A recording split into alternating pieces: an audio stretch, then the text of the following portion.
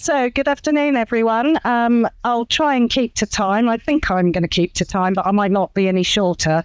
So I'm Christina. I'm from Gaist, and I'm going to talk about preventative maintenance, so schemes, effectively. So as you know, there's lots of new things happening this year in terms of road surveying, but that's very much focused on reporting. So reporting at a statistical level for UK PLC, if you like, or certainly for England. But at the same time, there's also been a real push to reinvigorate asset management, good asset management for highway maintenance. So there's a lot around driving best practice. And obviously at the moment, people have been completing the June reports. They've in already.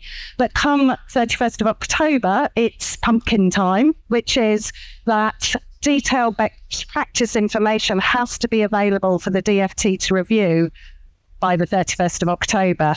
And that other sentence, it's not box ticking anymore. It's not, do I hit 1, 2, or 3? It's more nuanced than that, which is, where's your evidence that you are doing best practice in highway maintenance? So that could be quite interesting about how that might be reviewed, judged, audited, if you like. But it certainly leaves the door open for people to use lots of different ways rather than just tick a box. So I always find it's quite helpful to go back to basics. I should introduce myself, I guess, that I have worked in highway maintenance for local authority before I joined the private sector. And certainly what we do within my team is make use of the data we've got. So I kind of, if you like, grew up with the manuals. You could say they're a bit dated now, the Highway Maintenance Efficiency Programme, well-managed highway infrastructure. But still, they're absolutely fundamental in terms of bringing engineering, risk and asset management together and making sure that that's all bundled up in some really good codes of practice. Now, they are going to be revisited and it probably is time, but still, best practice, it's worth going back to those basics. And some of that is really straightforward. So a prioritised works programme, 3 to 5 years, reviewing regularly. Okay, pretty good. I reckon I should imagine everybody here does that. But there is more. And of course, we've sort of grown up in the highways world where risk has become really important, especially for assets like carriageway. You know, you can't just replenish on a timely basis. You have to actually manage that network in a much more risk-aware basis. And then also, I just realised it's down here. I don't have to keep turning around. So good with technology. There is more. So well-managed code of practice, it says also that you should try and minimise cost over time. And furthermore, to add community value. So all of this is best practice in highway maintenance. And there's even a bit more. So again, the Highway Maintenance Efficiency Programme talked about learning from life cycle modelling. So learning about how you're making decisions today based not just on historic trends, but actually on the way that you can look at scenarios and what those outcomes will be in terms of the future. So, if we're here in 25, 26, the decisions that you're making now can lead to lots of alternative futures. And it's kind of which one do you want to have, really? So it'd be useful to visit the life planning insights that we get when we're looking at our customers and their local authority highway maintenance predominantly. So they're people working, with local networks. And we've got life cycle modelling that reflects those local roads and all that uncertainty. And certainly I'm here to focus today very much on the preventative side of maintenance. And by that, I mean a whole mix of palettes. So I don't necessarily mean there's no room for resurfacing, but equally I do mean that there's room for a lot of different types of treatment. And if we look at trying to hold our highways in a steady state, what we find when we're looking at options for local authorities is that a mix of preventative maintenance treatments gives a much better cost over time than if you were simply doing resurfacing or simply doing minimal intervention. And you can see that by the cost per year to maintain your highway at a steady state over 30 years. And that's all very well, but I guess, not everybody can afford to keep their roads at steady state. For some, that's probably a faraway dream. What do you do when your roads are actually deteriorating over time and there's insufficient funds to kind of hold them where they're at, never mind improvement? And certainly Gaist is, obviously I'm part of the RSTA, I'm on the group with that, and we obviously look at lots of different ways that we can maximise the value people get out of their treatments. And I guess not necessarily sweat the asset, but do the right thing for it. So what we're finding finding, obviously, again, is using that preventative palette. And I'm not here to plug any one particular treatment. I'm just here to say that we've done a lot of work into not just current condition, but also into schemes and into what happens into the future. So these are really insights from what we're seeing. And even if you don't have enough money, so this is a local authority that doesn't have a huge budget, doesn't necessarily have a huge network, but you can see just with the movement of 500,000 into preventative rather than simply to a predominantly resurfacing or patching program, they're already reducing the end of life or the poor condition, if you can see. So you can see that top graph is if they're using their current treatment methods, which is predominantly resurfacing, and the bottom line is if they start introducing a greater mix of preventative and maybe leaving some of the worst first, in all honesty, but you still end up with a better PI over those years.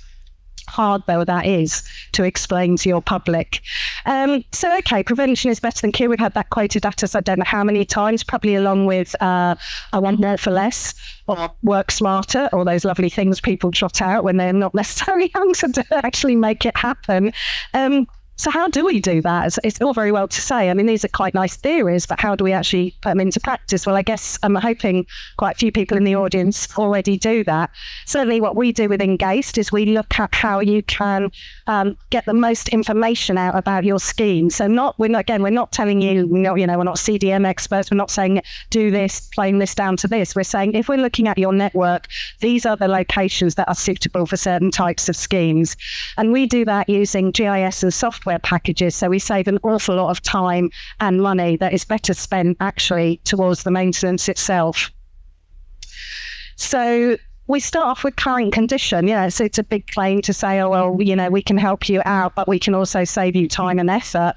Well, that's partly because we have some very, very detailed condition data, so extremely granular, looking at every single section of your network. Obviously, not all of those need schemes, and some of them might need treatment, but they don't make a huge logical scheme. You're not going to waste your time and money taking massive machinery to do a very small part of the highway. So what we're looking at is extracting that level of information, first of all, from our surveys, and then into schemes themselves.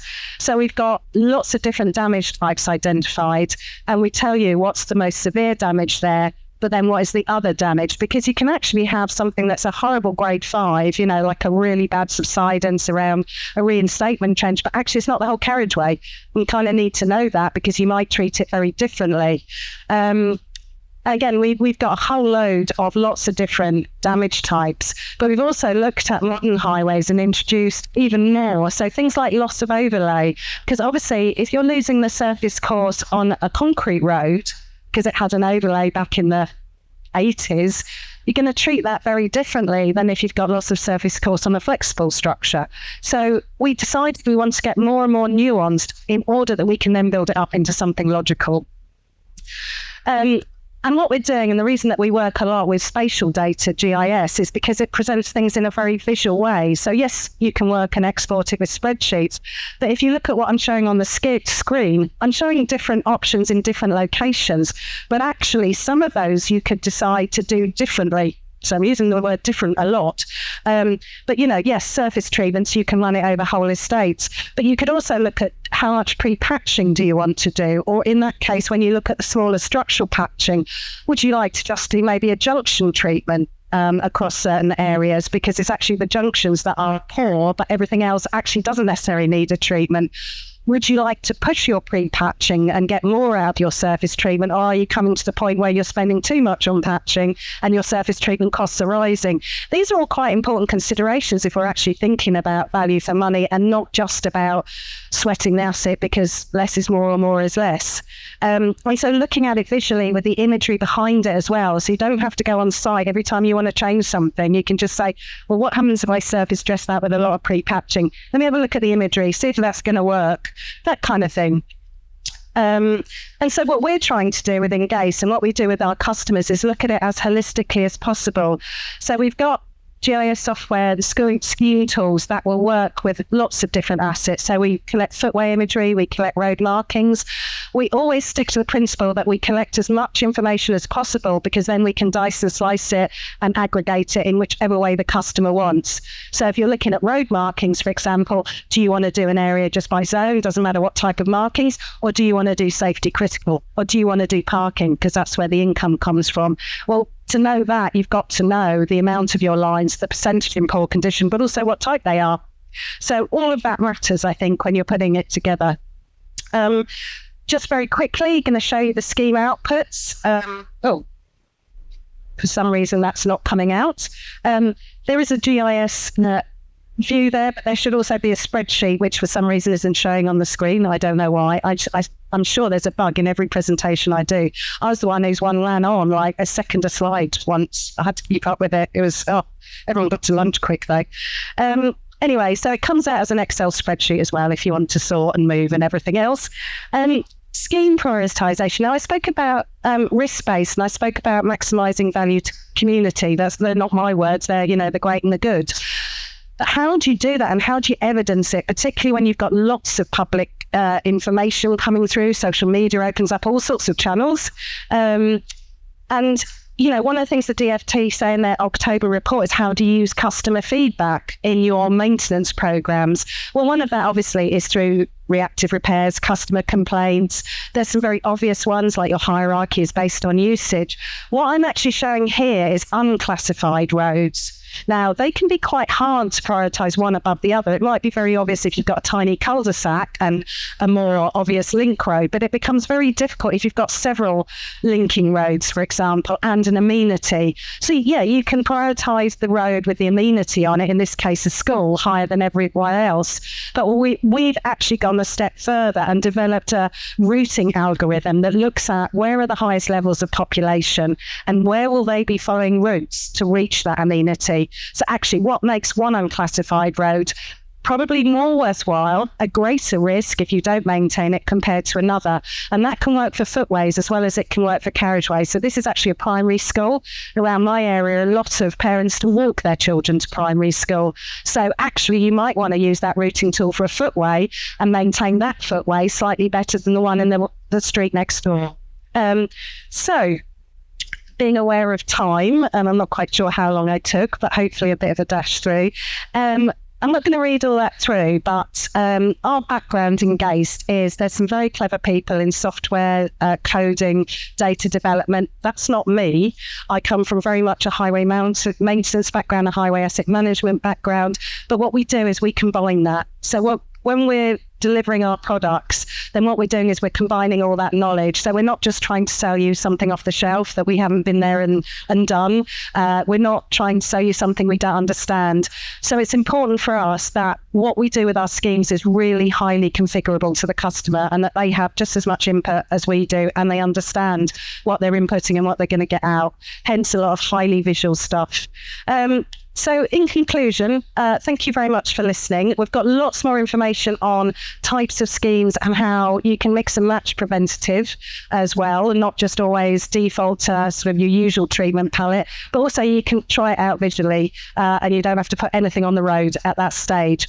If you do want to hear more about us, we've got a vehicle outside, our survey vehicle on stand 11, and I'm pretty sure that we're stand 53. So thank you very much.